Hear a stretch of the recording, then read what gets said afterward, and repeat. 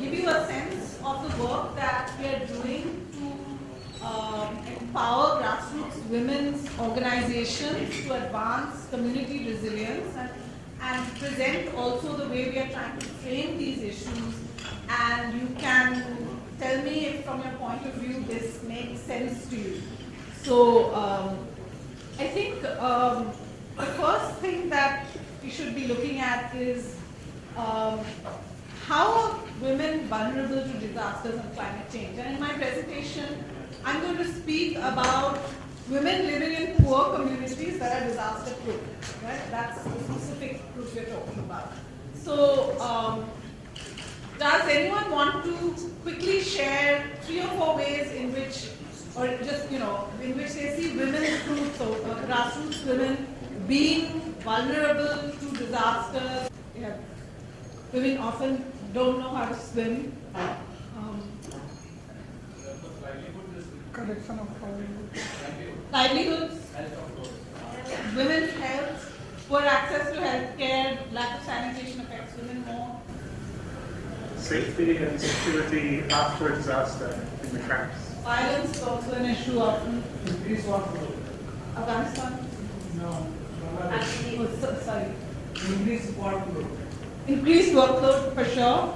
Actually, in Afghanistan, we have not like tsunami, but there's always the earthquake and flood is coming, and the woman is very difficult for, because the woman is responsible for the taking of family, prepare the clean home, water, food, everything. But this is very difficult for women when they don't have a good place or good home. How can they take everything? And the health problem for them, so many education workers. So I think you're all clear that women are differentially impacted, and I just put down a few ideas which are, it's not a comprehensive list, it just reiterates what you've said. There's an additional burden of caregiving because of the kinds of damage or illness or injuries and loss of lives. There's a loss of incomes, particularly because women are in the informal sector. Reduced mobility is often a big factor. I remember when we went to Aceh after the tsunami, a lot of women talked about the fact that there were so few people left in their kampungs that this minibus that usually comes had stopped flying, and so there was no way for them to go to the market to buy or to sell their goods. So the issue already of discriminating property rights that do not afford women land or housing tenure, violence and exclusion from decision making are all issues. But I think it's important to note that this range of vulnerabilities often already exists for poor women living in these communities. What disaster does is to exacerbate these vulnerabilities. So this is actually the basis for trying to bring together development initiatives and integrate resilience into them.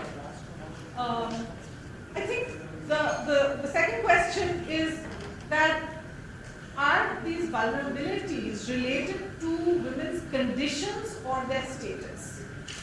So would anyone like to take a stab at answering that? It's interrelated because being a patriarchal structure in India, you see women's status is always lower. In whichever community, even in tribal community, it's not that there is equality as much, but it's lesser than, the gap is lesser in tribal communities, but still, and that impacts the condition as well. So I think it's both. So would anyone else like to explain that a bit? Women are mostly at home many times, so they are the first responders and also the first one affected by disaster.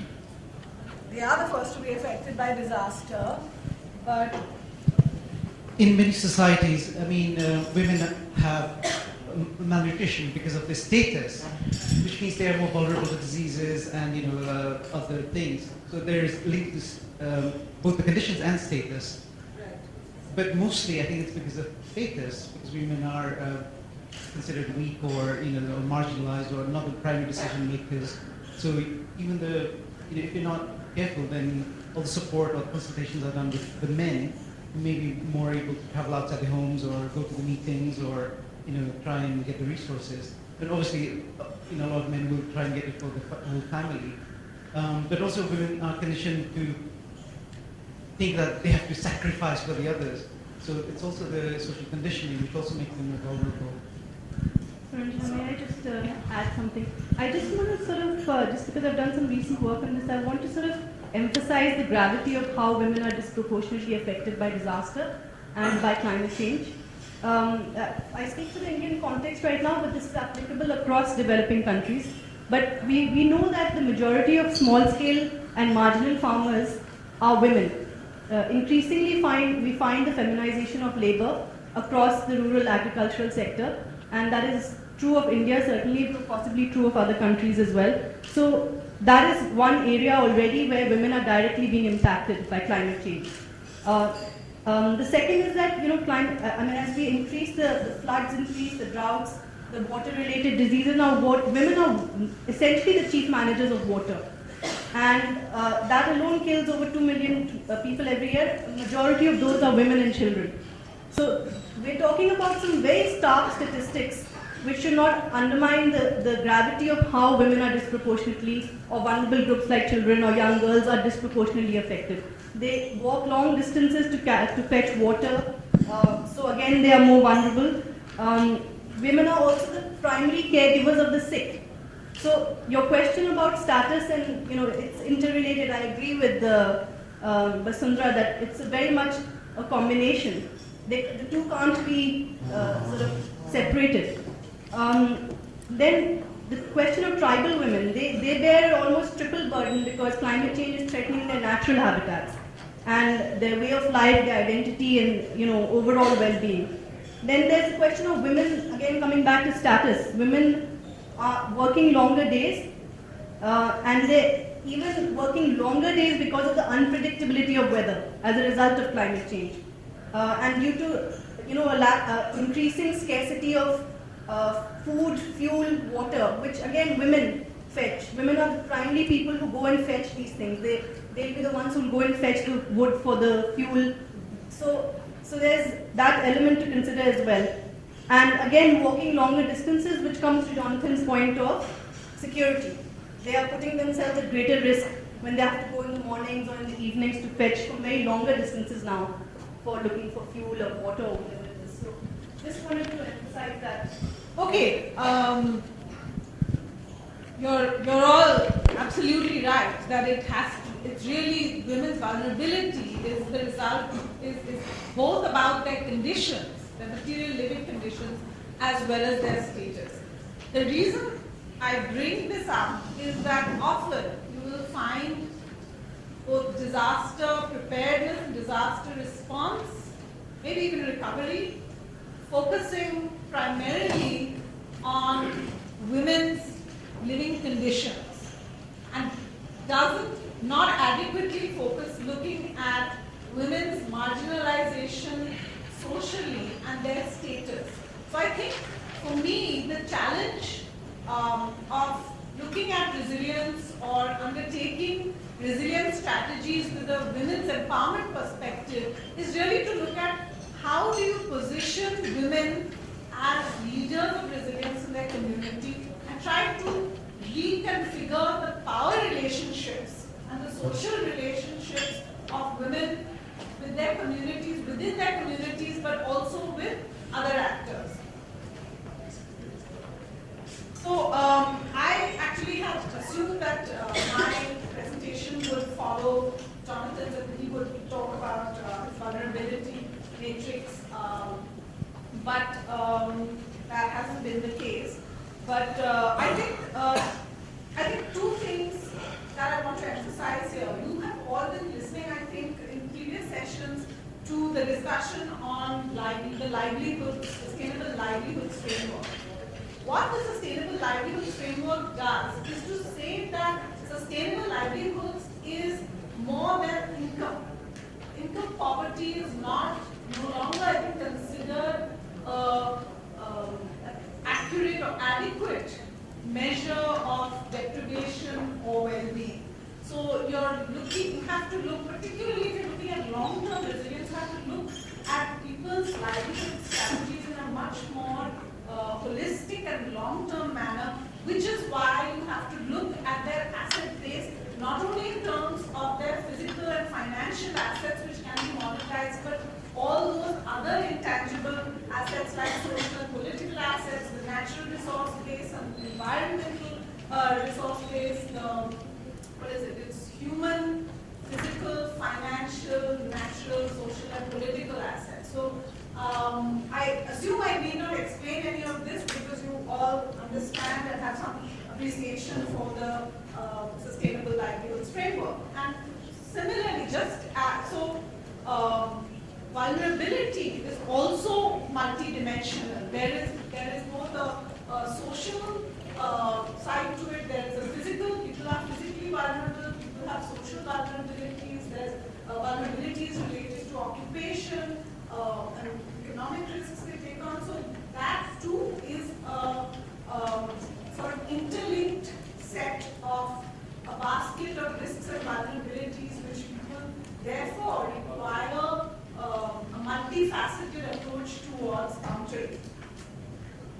Okay, so I think where the livelihoods framework is useful for me in terms of trying to analyze women's empowerment to build resilience is that I think economic recovery tends to focus on the issue of income. But as I said, increasingly income poverty is seen as inadequate. So for example, even in India, the methodologies for now identifying the urban poor are being rethought. And we have the Hashim Committee's report to the Planning Commission, which is saying that income is not an adequate measure of people's poverty, people who disadvantaged nature of populations. We have to look at social vulnerability, occupational vulnerability, residential vulnerability. We know also in urban areas often income will increase significantly, but because people do not have access to basic services and other facilities, that their well-being is not increasing in the same way that their income is. So I think the livelihoods framework in that sense provides a more holistic kind of analysis that can sort of help us provide a more useful tool for looking at resilience and at countering vulnerability. I think we also are trying to say that it is this multi-faceted kind of set of resources or assets which need to be strengthened in order to build resilience. So people bounce back or deal with shocks and stresses by depending on or drawing upon their asset base. So the stronger and more robust that asset base is, the better they will recover from disasters. But often, I think what we have to understand is that the very, and this is quite a crude analysis, the short-term kind of approaches to disaster reduction, whether it is preparedness or emergency response, will often focus only on protecting the assets which exist or replacing the assets which exist. When you are talking about poor people, it's very hard to engage them just on the idea of just protecting what they have, because that asset base is too thin really to protect them from a disaster. So if we're really going to reduce the vulnerabilities of poor women, then we certainly have to build up that asset base to make it much thicker, to provide a cushioning in times of disaster and loss and stresses. So I think that's the place where the idea that you have to allow people to improve their livelihoods and build up their other asset base, whether you call it social capital or the kind of networks and partnerships that they would have in order to make government more accountable to them. All those things matter equally, as does increasing the income of marginalized groups of women. So I think this brings us to the question of what kinds of interventions are really needed in order to empower poor women living in disaster-prone communities to actually build their resilience to climate change and disaster. Let me show you a small film which I've brought. It's made by Vairo Commission with Swayam Shikshan Prayo, which is the organization that essentially started its work by organizing women in Lucknow and Osmanabad as part of the post-disaster reconstruction process after the earthquake. And this is in the same region where they continue to work right now. So I'll explain a bit more after you see this, to really show that when we want to advance a grassroots-driven approach to resilience, we really have to support sort of four areas. So on the top, it's sort of like a diamond, which the first area is strengthening grassroots women's organizing and leadership. So I think you all know that in order to sort of create any kind of impact that can go to scale and to, women need to be organized and not able to actually have any kind of strong impact if they function individually. So mobilizing women and organizing collective action is sort of the first step that all groups have to undergo, and it really whether women are organized as self-help groups as they are in India, or they're organized in farmers federations, or the women you saw just now are in the film have vegetable farming groups, federations, whatever the form the organization takes, there has to be some sort of organized group that meets regularly, that has its own identity, its name, and functions collectively, and has its own sort of governance structure and decision-making processes which are autonomous and separate from the NGO. The other sort of 3 points on that diamond are supposed to be, one is related to supporting local resilience initiatives, and we've tried to do this through a community resilience fund, which is, I think, right now globally is being implemented in about 12 countries. The idea of the fund is to really put small amounts of money. This is not like small grants. Small grants is $50,000 or not. This is much smaller, but to put small amounts of money in the hands of organized groups of grassroots women in order for them to analyze and understand their own risks, set priorities, and then it sort of incentivizes also working with local governments and trying to leverage support from government programs in order to advance their resilience priorities. So we have a number of different kinds of initiatives which, for example, in India, it's been around supporting grassroots groups like the one you saw in the film to actually work on growing different kinds of vegetables, leasing land, and then using some of that to feed their families, and some of it, the surplus is then sold in the market, and the women take the,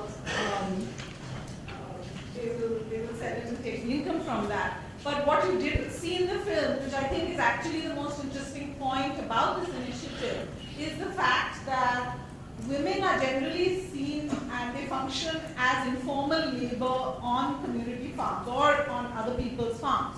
What the women are trying to do here is to use the small resources that they have and negotiate either with their families or with other landowners to lease or take over a part of their land, which they then collectively farm in order to grow vegetables or produce that will feed their families. So two things are occurring. There's food for, that looks at the whole issue of to look at food security of the family, and there's also this renegotiation recognition of their status as farmers. So for the first time, they are actually being now formally acknowledged by institutions as farmers. So for example, the extension workers are actually coming and giving them inputs. Let me just quickly quote something from a recent report by Swayam Shikshan Prayog, a GFDRR South-South program. Mr. Takankar from Tuljapur's Krishi Vigyan Kendra, which is how they translate it, Agricultural Science Institute. He says, usually our center gets inquiries for assistance from male farmers. You see, women farmers, through the federations, approach us for innovative learning on organic farming is a first and very impressive.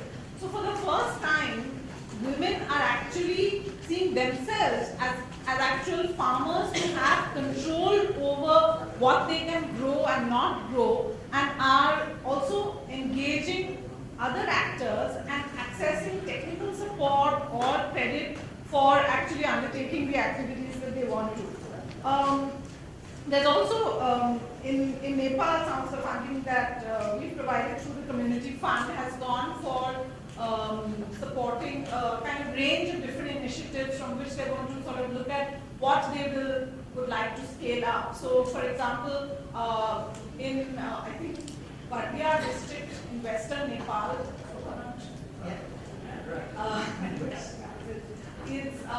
there was Humanity works with a lot of savings and credit groups, and they really wanted to set up a savings sort of an emergency fund, but there didn't seem to be the willingness from the communities to do that. So what they started doing was creating sort of a grain fund where people could set aside a fistful of grain every day.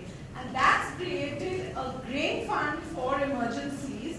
And obviously the grain has a shelf life, and if it doesn't get used up within a particular amount of time, it has to be sold in the market and it's divided up. But then women are actually saying that this grain, if there's an emergency, can keep us going for about 3 days. So it's made a big difference. And now that the grain fund is functional, that is actually inspired community members to start a small savings fund for emergency funding. So there's a range of kind of different initiatives that have been led by grassroots women. For example, in urban areas in Indonesia where we're doing this, they have basically looked at the housing and slum upgrading as opposed to being relocated by the government. So in Sulawesi, I think in Surabaya, and in Makassar, there's a lot of collaboration that the community groups are doing with the local government to work on disaster. So there's a range of different things which shows us that if you sort of support local communities by providing them some resources and support them to go through an organizing process and identify their own priorities, they come up with a sort of range of strategies which they can then decide which ones are working, which ones are not. And the other thing that we incentivize through the fund or promote through the fund is the idea that you have to have a set of community resource persons or trainers who can transfer it to other groups, either within the country or outside, who are interested in this process. So in the case of Swayam Shikshan Prayog, for example, they initiatives that they have started in Maharashtra, they're also exchanging with support from the GFDRR South-South program. They're exchanging with groups in Bihar. So together, they are, I think in these two states with this particular fund, working in about 70 villages. And the kind of leverage they have includes getting or negotiating with a local government and sort of accessing the national NREGS, the National Rural Employment Guarantee Program, which provides 100 days of employment to poor households in order to build some sort of local infrastructure. So through this program, women's groups have also been able to get sort of local ponds, wells, ponds repaired, and those kinds of infrastructure which support them in terms of conserving or harvesting water, they've been quite successful in doing that. So that is the sort of second part of the diamond. The first was strengthening women's organizing and leadership. The second was supporting local initiatives. So third is really building networks and constituencies, which we think is critical because anytime you have some sort of pilot, you don't want it to be an isolated example in the middle of nowhere. You want to start preparing communities around that pilot to watch the progress, to get interested, to buy into it, and then to really be interested in learning from that practice and transferring it and adapting it to their own setting. So that's the purpose of building these networks and constituencies. And of course, the other reason is that, again, they are critical for the kind of community-led grassroots-based advocacy that we are promoting. So the more we can show that solutions can be transferred and work on scale, the more we can show that there is a well-informed, aware constituency that can work together and believes in, has some set of principles. And, it's similar to the idea of building federations who can come under sort of one umbrella and therefore use their scale as leverage when they are negotiating with outside institutions. So that's the third piece. And then the last, of course, is to influence decision making and policy processes. So just to again, they did come.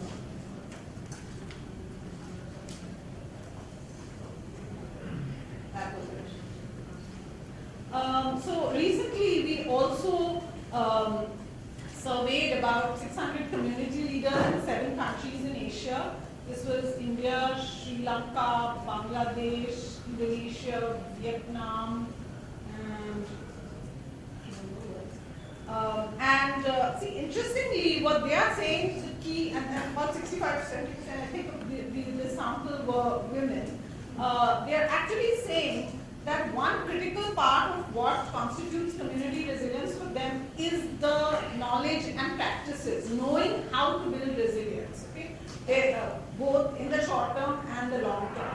But if you look at the other things that they're talking about, collaboration with government and mobilizing organized groups, I think it's very interesting that there is a spread between looking at giving equal importance almost to the technical areas or know-how as much as to the political organizing and being able to influence decision-making processes. So I think that's why I think disaster management has been traditionally quite a technical field, and I think that we have to, particularly where women's groups are concerned, when we're talking about empowerment processes, we have to kind of bring in the whole political element and look at how are we reconfiguring power equation. So it's obvious that I think even from the point of view of communities that they see this as being a critical part of their resilience. So the sort of underlying idea in all this, in the framework that we are building, is the idea that you have to engage poor women living in disaster-prone communities in public roles. You have to give them some sort of leadership. So let me give you some examples of the kind of leadership that groups have taken on, sometimes informally but also formally. So for example, I will take the example of the Maharashtra earthquake because that was about 20 years ago, and the women in this same region who you saw in the film, they first got mobilized during the Maharashtra earthquake reconstruction program. So the idea was to give the women's groups, the Mahila Mandals, a space, an opportunity to take on a public role. So in the villages that required repair and strengthening, what we were able to negotiate was that women's groups who were not particularly active then would get a small fee and have the role of going door to door, providing the information on what were their entitlements as house owners, and also monitoring whether people were constructing earthquake safe structures. So they were trained in recognizing 4 or 5 earthquake safe technologies which should be incorporated in the construction, and they would then sort of report back. And they were also, what happened was that they came out of their homes for the first time to take on very public roles. And the interesting thing is that these areas, Latur and Osmanabad, are actually very conservative areas.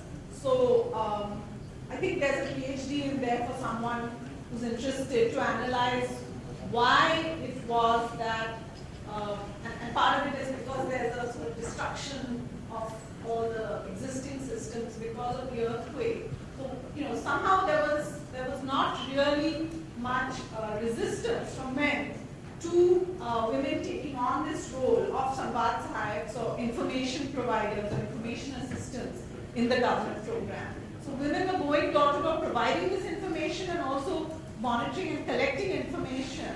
And in this collecting of information, we also identified corruption and reported it when, engineers who had to sign off on the construction and pay out the next installment were not doing this. They would report this, and there were some engineers who were part of it. So that's one two very critical roles that grassroots women can take on, which is critical because they change how they are viewed both in the community and in the eyes of the government. So, monitoring programs or services. We've also seen similarly that in the same districts, when women were supported, they were just given some sort of an ID card to monitor the ration shops to ensure that the ration shops stayed open from at the times that they were supposed to and provided grain, fuel, whatever at the prices that they were supposed to provide. That was also a very effective way in which people were monitoring.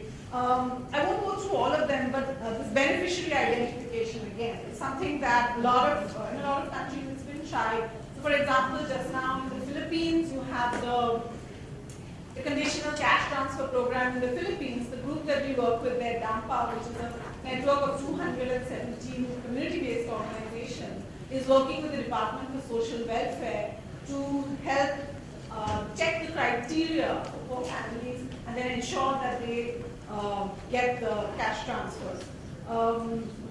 There's also, several groups that we work with in India, in different states and outside are actually developing experts or community experts. These experts, some of them are very good at and can train people in how to map risk and can go to other villages, other districts, other states and show people how to do this. We recently hosted a group of women from Nepal came to Maharashtra to learn about the health work that people are doing. There's a health mutual also. I have a short film, I won't show it, but I can maybe put the link up for you all, those of you who are interested. So I think there are numerous sort of public roles that community-based organizations, women's groups from these organizations can take on as partners to a recovery or reconstruction process. And I think that is a very sort of pivotal or critical thing which I believe can actually go a long way in reconfiguring women's status and giving women an opportunity to publicly demonstrate their leadership.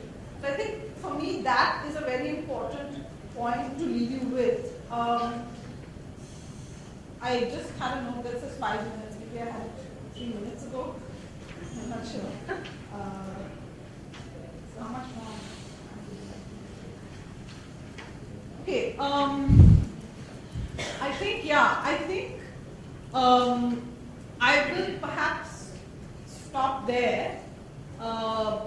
If what I had thought earlier is maybe some of you could share your experiences of where you have been part of or observed programs which are around women's empowerment in the context of resilience, and say what opportunities there were or are to really assign a very public leadership role to women's groups. So I don't know if how many of you have worked on issues of women's empowerment or have observed them, but I thought perhaps that would be something to close with. Thanks, Suranjana. Okay, so any takers on that question? Thank you, Suranjana, for your lovely presentation. I'm Marzana from Bangladesh. I just want to share 3 experiences on women public roles.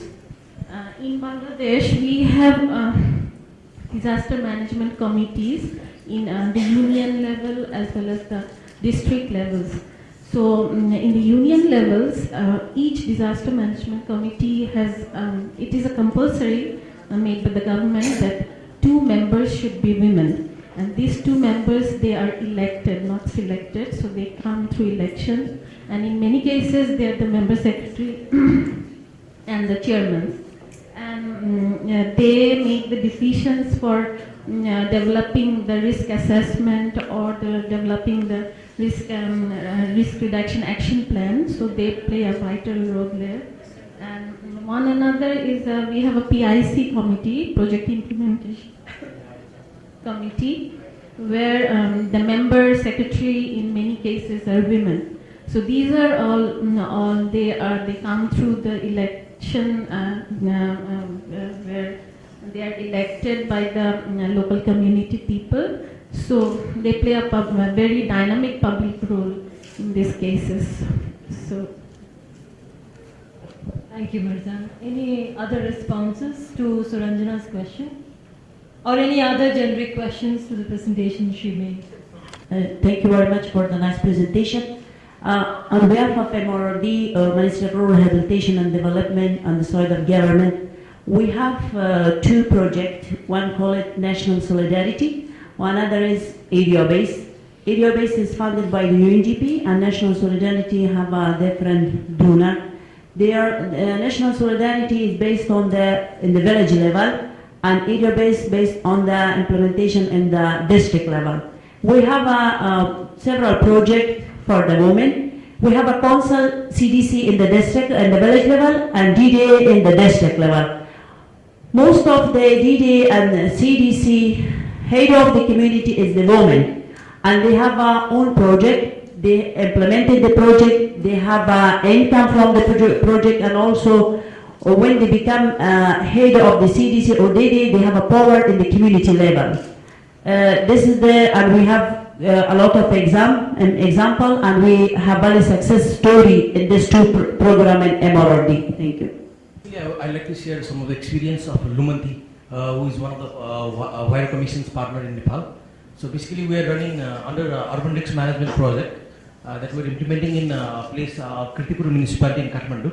We're running different women empowerment classes, forming different groups of women. And previously, they didn't have any cooperatives and self-help groups in those communities. So after we entered there and facilitated we call it WEC, WEC, Women Empowerment Centers.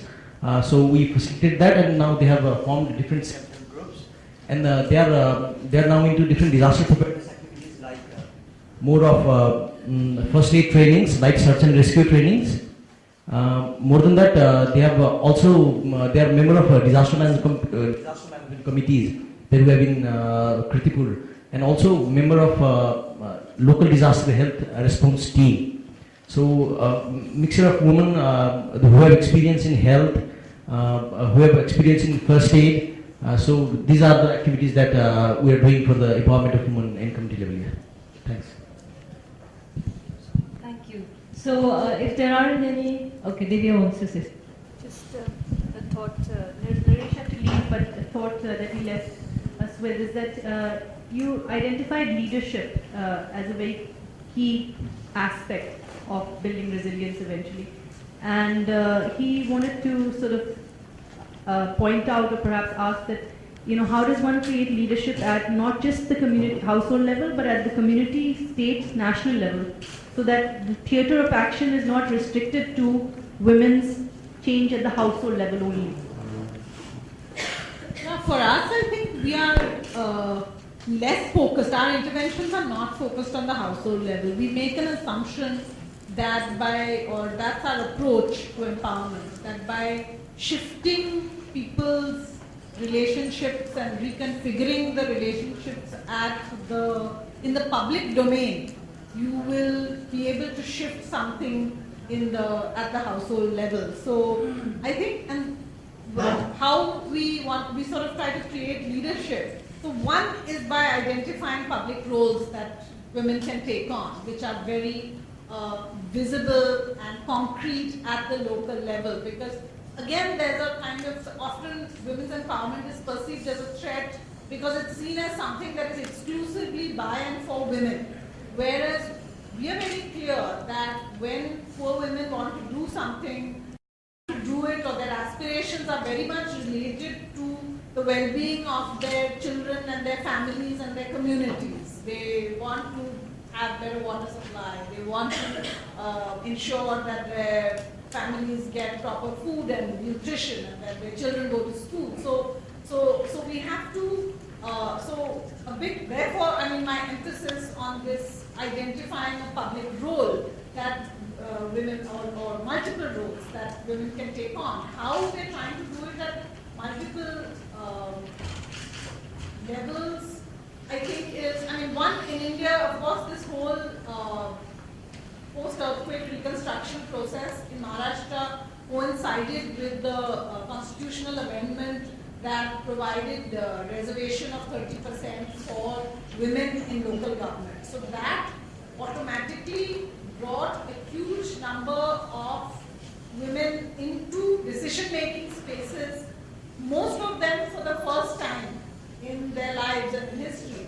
So I think over here what our strategy is that to very much support women who are elected or in administrative or in positions of power and who are in the formal institutional structures and so who are in a position to take decisions, but to support them by having organized constituencies outside these formal spaces and then partnering with these women. So if you have women local authorities, for example, or any local authorities, the idea is to work with them as partners and say, how can we, as this constituency or this organized federation, help you to achieve what you want to achieve inside your, how do we make you look good inside your formal institution, and how do you help us to access better services, and how do you help us to make the government more accountable to us. So